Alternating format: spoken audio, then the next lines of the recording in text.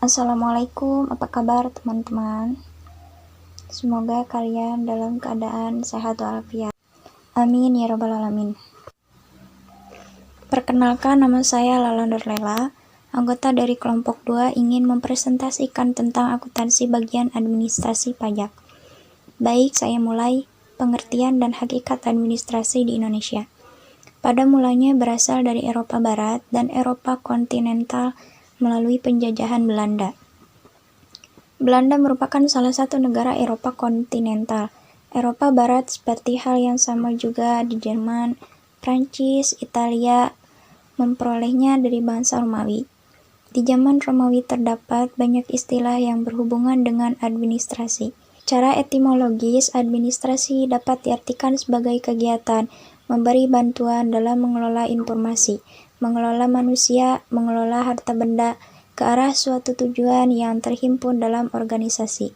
Untuk dapat memahami arti administrasi dalam arti luas, seperti yang dikutip oleh Ulbert Silalahi dari beberapa para ahli adalah berikut ini. Administrasi adalah segenap rangkaian kegiatan penataan terhadap pekerjaan pokok yang dilakukan oleh sekelompok orang dalam kerjasama mencapai tujuan tertentu. Administrasi adalah keseluruhan proses pelaksanaan kegiatan yang dilakukan oleh 2 orang atau lebih yang terlibat dalam suatu bentuk usaha kerjasama demi tercapainya tujuan yang ditentukan sebelumnya. Sekian dari saya.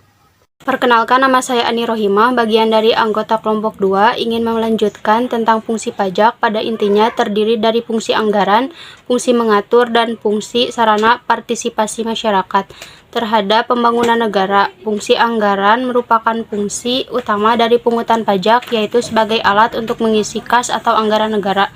Kemudian fungsi mengatur dari pajak dimaksudkan bahwa pajak dapat dipergunakan sebagai alat untuk mengatur atau melaksanakan kebijakan negara dalam lapangan ekonomi dan sosial. Sedangkan fungsi sarana partisipasi masyarakat terhadap pembangunan negara berarti pajak tidak sekedar kewajiban, tetapi lebih dari itu merupakan hak warga negara untuk ikut berpartisipasi dalam membangun negara.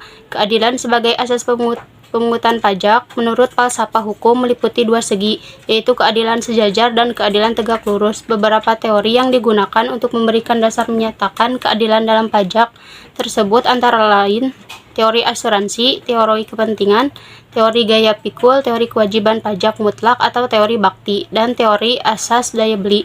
Dalam pembuatan undang-undang pajak, di samping harus memenuhi asas keadilan, juga harus memenuhi syarat yuridis, syarat ekonomis, syarat finansial. Tarif pajak yang kita kenal dan ditetapkan selama ini dapat digolongkan tarif tetap, tarif progresif. Sekian dari saya. Perkenalkan, nama saya Anis Mailani, bagian dari anggota kelompok 2 ingin melanjutkan tentang syarat-syarat pemungutan pajak. Pajak haruslah dipungut berdasarkan suatu keadilan. Keadilan tersebut harus dituangkan baik dalam perundang-undangan maupun diwujudkan dalam pelaksanaannya. Pemungutan pajak dapat disebut adil kalau dipungut secara umum dan merata pada seluruh lapisan masyarakat sesuai dengan ketentuan perundang-undangan yang berlaku. Jadi jelasnya pajak harus mengabdi kepada keadilan dan keadilan inilah yang disebut asas.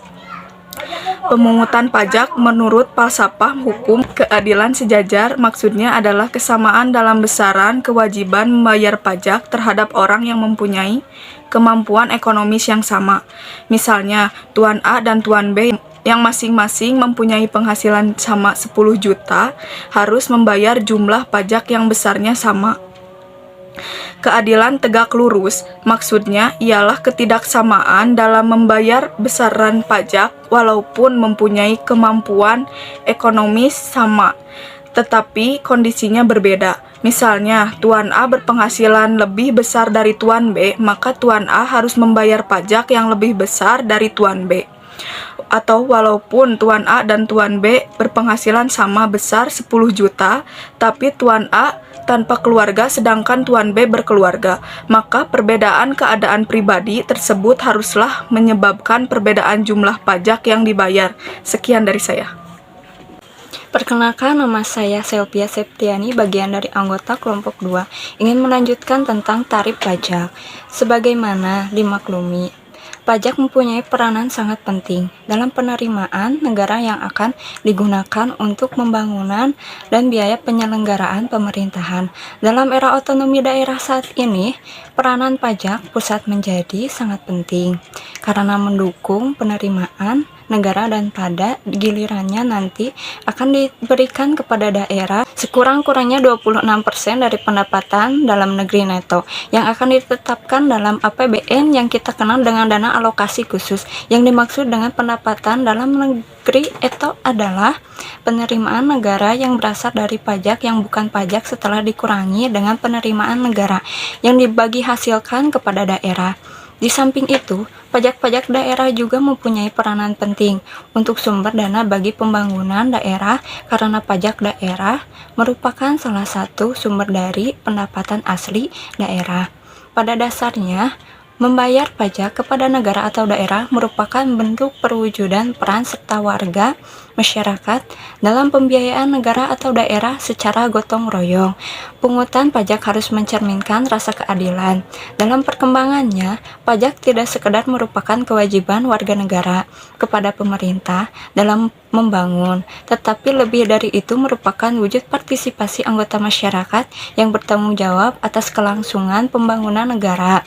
Oleh karena itu, penetapan tarif pajak pun harus dirasakan adil bagi si pembayar pajak atau wajib pajak. Pengenaan pajak yang dirasakan tidak adil berakibat menimbulkan tunggakan pajak karena wajib pajak enggan atau tidak mau membayar ketetapan pajak.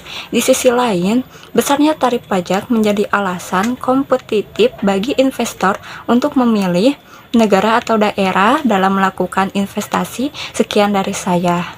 Wassalamualaikum warahmatullahi wabarakatuh.